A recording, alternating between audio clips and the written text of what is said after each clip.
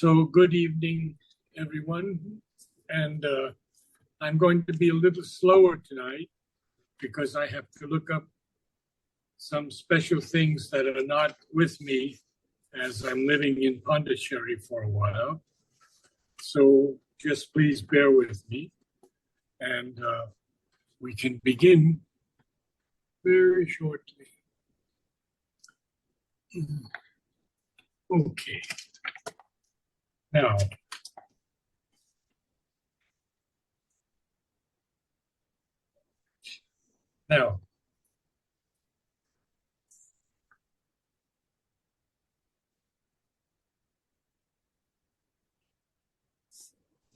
datal lines are lines that are very complex or intricate.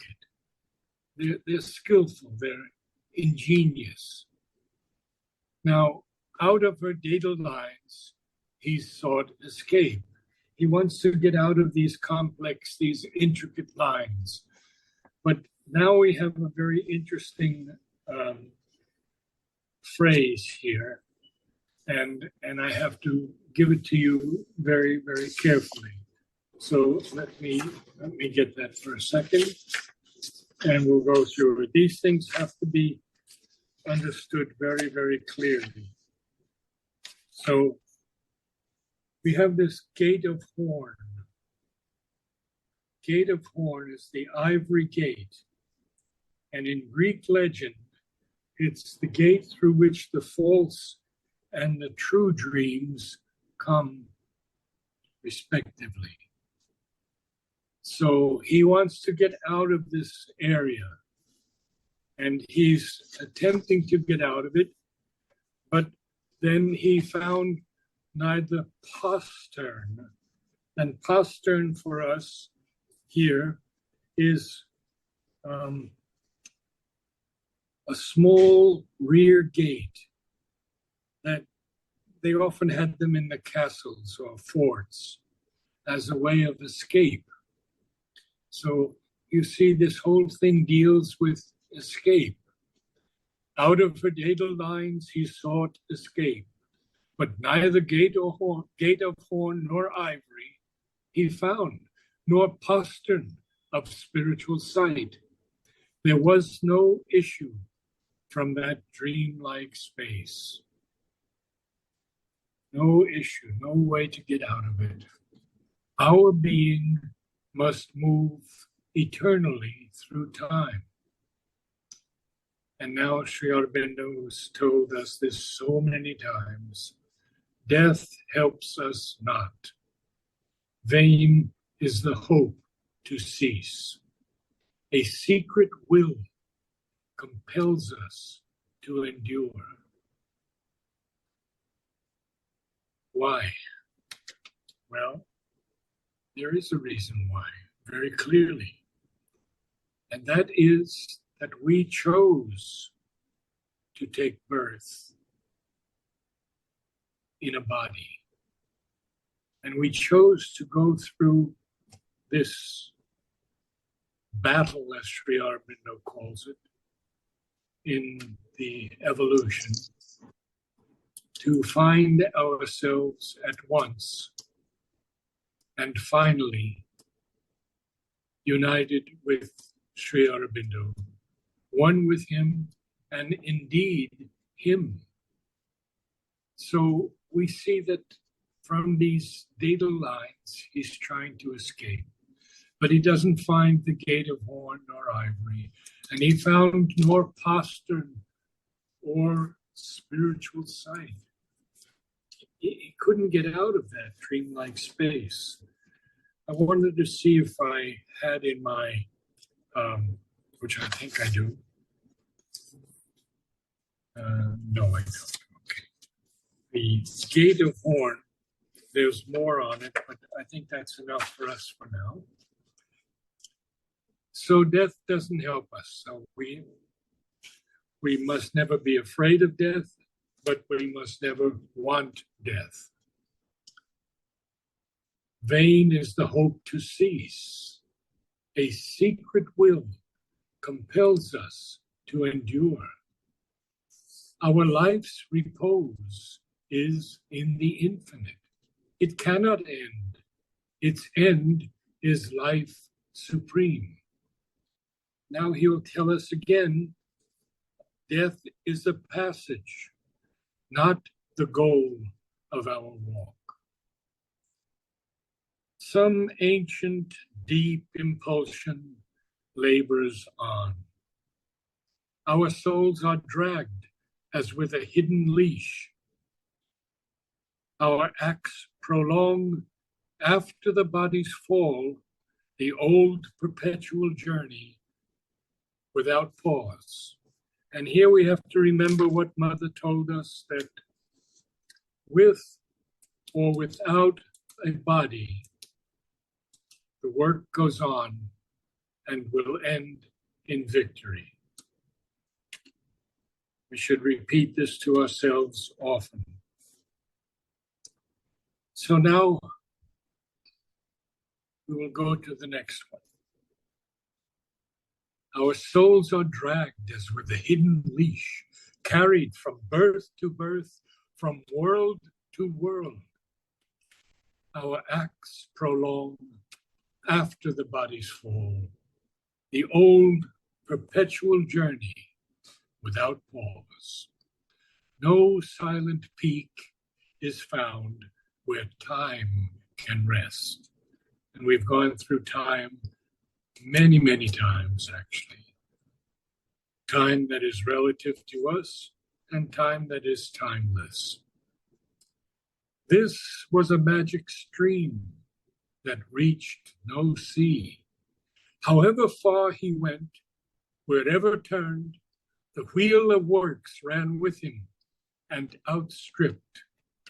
And I've told you very often about this wheel of works, this wheel that seems to be in the sky, the small wheel turned by the hand of man, the greater wheel turned by the grace of God.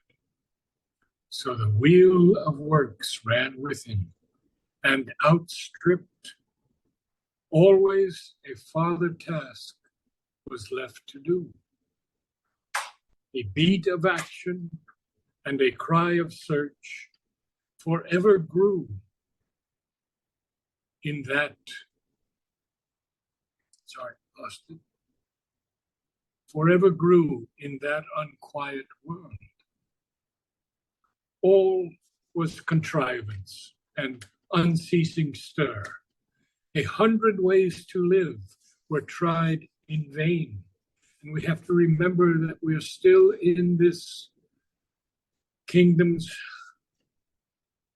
that Ashwapati is experiencing, actually Sri Aurobindo, and they are kingdoms and Godheads of the greater life. We've been through so many passages in this canto, and we're about only 6 pages from the end now. So let's see what Ashwapati is finding here. All was contrivance and unceasing stir. 100 ways to live were tried in vain. A sameness that assumed 1,000 forms strove to escape from its long monotone and made new things that soon were like the old. And in our many, many previous months, we have seen that this creative force on this plane of existence has made some successes. After all, it is kingdoms and Godheads. And it's not the little life anymore, but the greater life. So there are changes, there are progressions, but 100 ways to live were tried in vain. A sameness that assumed 1,000 forms strove to escape from its long monotone and made new things that soon were like the old. A curious decoration lured the eye, and novel values furbished ancient themes to cheat the mind with the idea of change. See how these things happen in these other planes of existence. When we reach book 2, we're going to go through so many different worlds that Sri Aurobindo has not only seen and experienced, but cataloged. He has shown us exactly where they were. And eventually he even has to go into the darkness to bring their light. So we see this curious decoration that lures the eye, these novel values that furbished ancient themes to cheat the mind with the idea of change, not change itself, just the idea of change. And what is it all? A different picture that was still the same, appeared upon the cosmic vague background. Only another labyrinthine house of creatures and their doings and events, a city of the traffic of bound souls. Can you move? Yeah.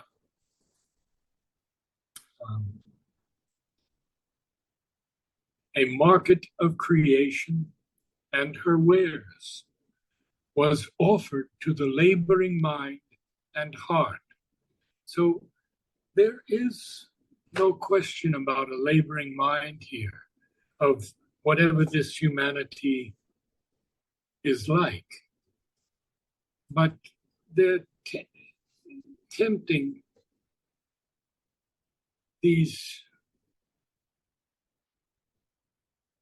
peoples with a market of creation and her wares, and they're offering these to the laboring mind and heart. But yet we see the following: a circuit ending where it first began is dubbed the forward and eternal march of progress on perfection's unknown road. Oh, so it's dubbed, considered the forward and eternal march of progress on perfection's unknown road. Each final scheme leads to a sequel plan, yet every new departure seems the last. Inspired evangel, theory's ultimate peak, proclaiming a panacea for all time's ills, or carrying thought in its ultimate zenith flight, and trumpeting supreme discovery. Each brief idea, a structure perishable, publishes the immortality of its rule, its claim to be the perfect form of things, truth's last epitome, time's golden best. You can see how easily one can be fooled if one accesses these planes through the occult avenues. We have seen now in the past weeks Shradhalus speaking about the extraterrestrials, the quotations from Sri Aurobindo on the different planets, that there should be 12 planets in our solar system, and we have only identified 10. So going out of the body in these experiences, one can find many things. The help or the resistance of extraterrestrials. One can find them also on Earth, very human-like, often able or willing to help in the evolution. So let's see now, in this plane of existence, what else is coming. First of all, but nothing has been achieved of infinite worth. Yes, because it's a world in a strange progressive movement, a world made ever anew, never complete, piled always half attempts on lost attempts, and saw a fragment as the eternal whole. But this, of course, is what we are in the ignorance also, what we experience. We think we have the eternal whole at times, but it's only a very small fragment. The psychic being carries us from birth to birth and death to death, always improving, never regressing.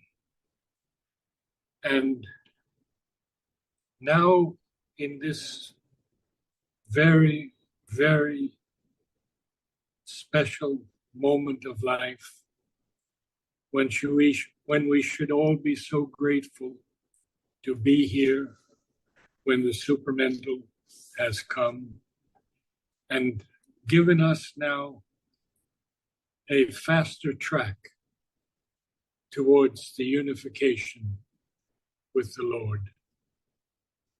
So let us see a little more now. In the aimless mounting total of things done, existence seemed a vain necessity's act, a wrestle of eternal opposites, in a clasped antagonism's close-locked embrace, a play without denouement or idea, a hunger march of lives without a goal, or written on a bare blackboard of space, a futile and recurring sum of souls, a hope that failed, a light that never shone, the labor of an unaccomplished force tied to its acts in a dim eternity. Well, this is so powerful because we see that there is no end, no ending to this world where existence seems a vain act of necessity or a wrestle of eternal opposites. And so this aimless mounting total of things done is actually nothing, because that plane of existence is too weak to achieve anything eternally. So he says it's a wrestle of eternal opposites. And in this clasped antagonism's close-locked embrace, a play without denouement or idea, a hunger march of lives without a goal. Isn't that something, a hunger march? We know what hunger marches are in this world. But there's no goal. A hunger march always has a goal, but not here. Or written on a bare blackboard of space, a futile and recurring sum of souls, a hope that failed, a light that never shone, the labor of an unaccomplished force tied to its acts in dim eternity. And then we have these extraordinary lines of Sri Aurobindo.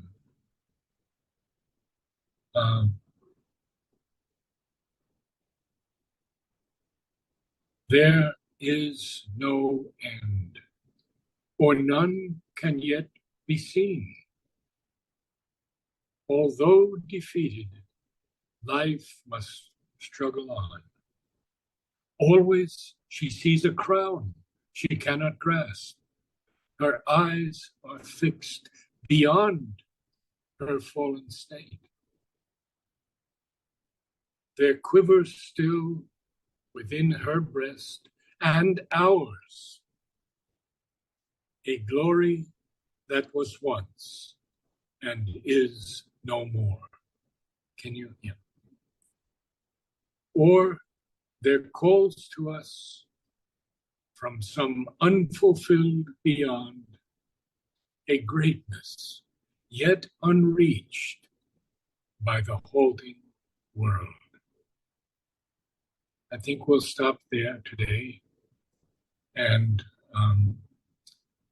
I would like to ask someone new to read the lines for us from the beginning.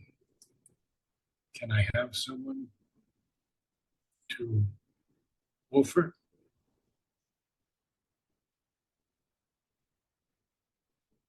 Vladimir, you'll have to choose.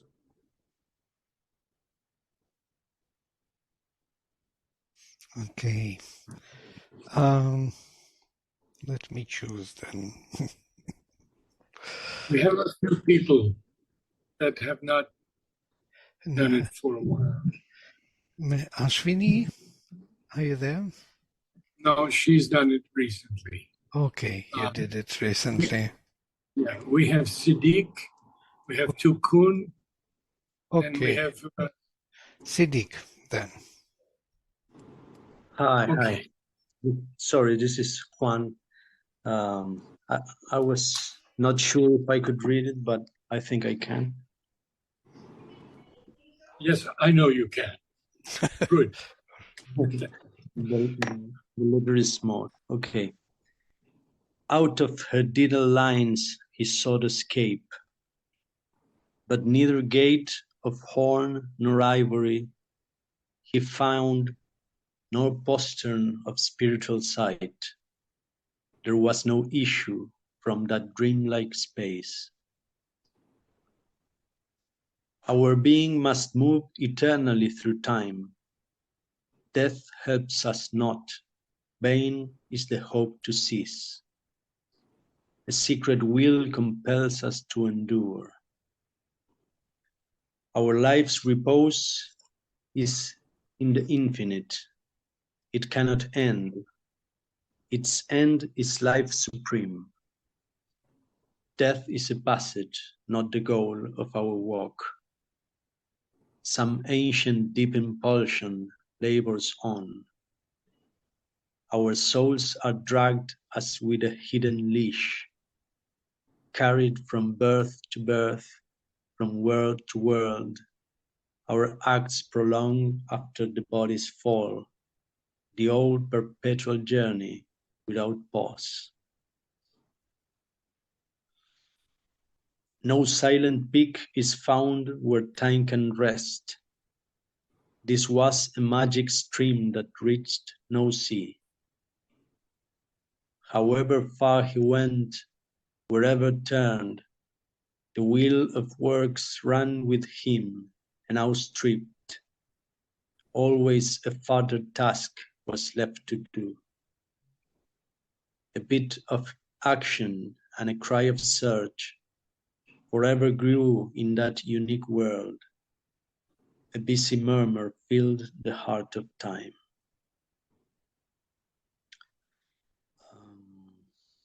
All was contrivance and unceasing stir. 100 ways to live were tried in vain. A sameness that assumed 1,000 forms strove to escape from its long monotone and made new things that soon were like the old.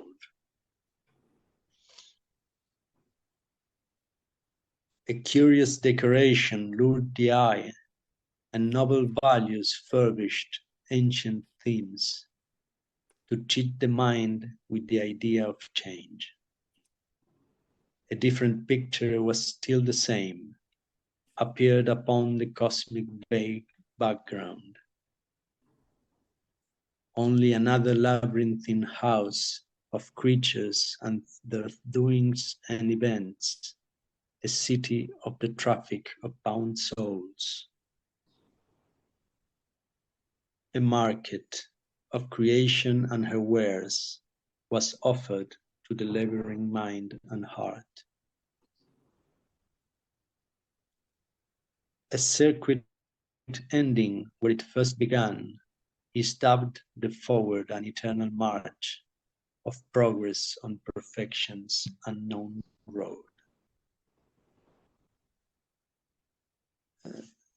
Have we read more than that? Yes, we have still some lines. Yeah.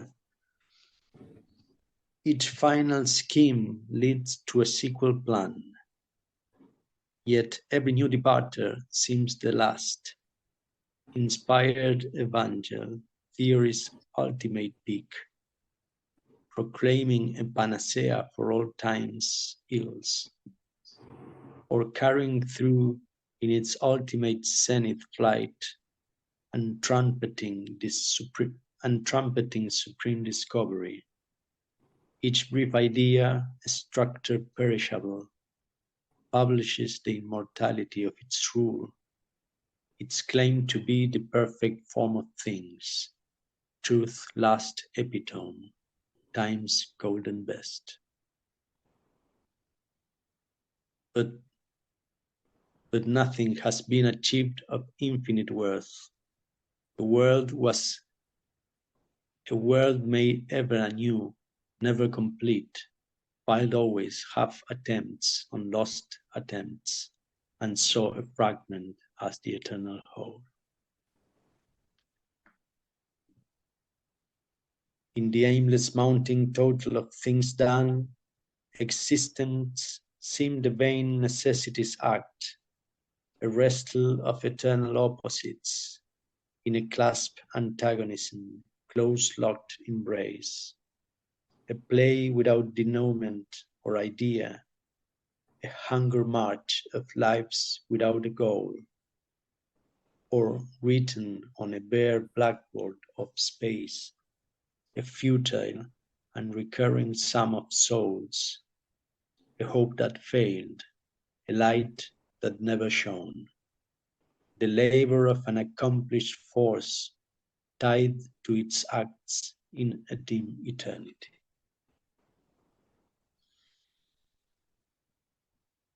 There is no end, or none can yet be seen. Although defeated, life must struggle on. Always she sees a crown she cannot grasp. Her eyes are fixed beyond her fallen state. Very good. There could, Thank you okay, so much. there. I think that's the end for today. Namaste all. And Namaste. we've had an extraordinary month with darshan of Mother's Room, darshan of Sri Aurobindo's room 2 times, on Mother's birthday and on the 29th. And of course, we had Auroville's birthday on the 28th. And now we are in March. Let us be grateful. Namaste. Namaste. Thank you so much.